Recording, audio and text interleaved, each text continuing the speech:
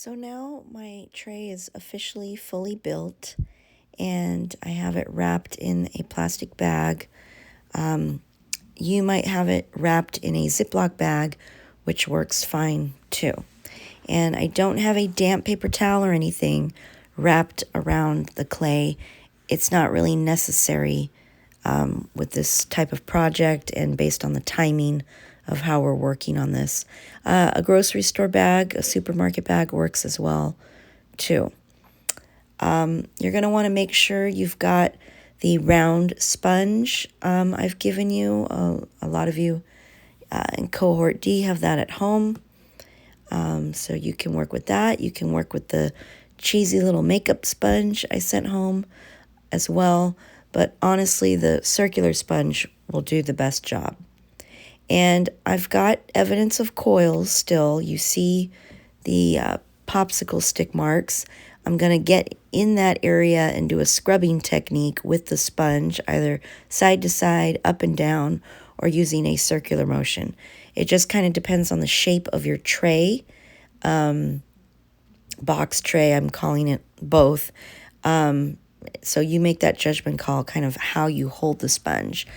But I recommend starting by cleaning up the base. That's just always a good starting point. Removing any imperfections from the base wall, no matter what shape your base wall happens to be.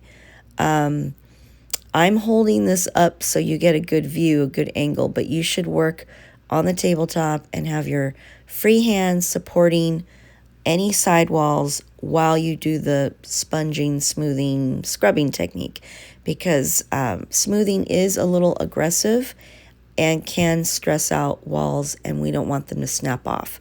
So make sure you're using your free hand to brace those walls and offer support. Also, keep turning the sponge. Go from one clean spot to another clean spot on the sponge.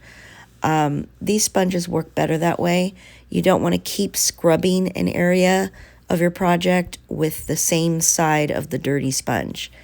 It won't be as effective. And you can even use your thumb, especially in curvy areas. You can use your thumb to smooth away popsicle stick marks. It's up to you. I like to do a back and forth between some smoothing with my fingertips and thumbs, and then back to using a sponge, and then I go back to using my thumb. So get a rhythm. It'll be similar to the rhythm you had as a beginning student when it comes to smoothing with this clay, because this is the normal traditional clay, not the air dry clay. So this is the clay you're more used to. Now remember, when you add coils and you blend them away with the popsicle sticks or blending tools, that evidence of the coils can be a little stubborn, and so it might take a while to kind of smooth away and erase away those coils. Now here I'm working on the edge of the tray, kind of the rim basically, and I want it boxy and angular. I just don't want it sharp.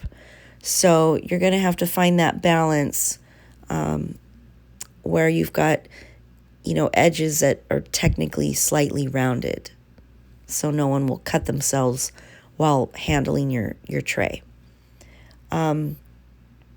Now I'm just kind of assessing, what else I need to do. The makeup sponge might be best in some areas, especially some small, narrow areas of your project.